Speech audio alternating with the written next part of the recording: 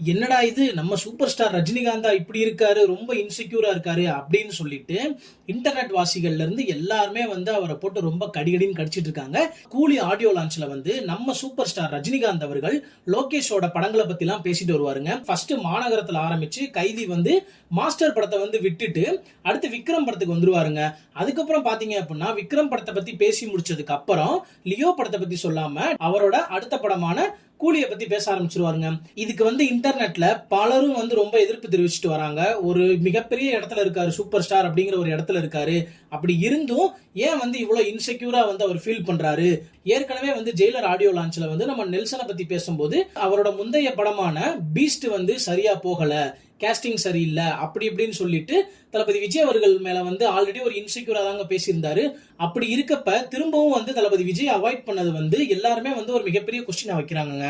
இதை பத்தி உங்களோட கருத்து என்னங்கறத கீழே கமெண்ட் பண்ணிட்டு போங்க.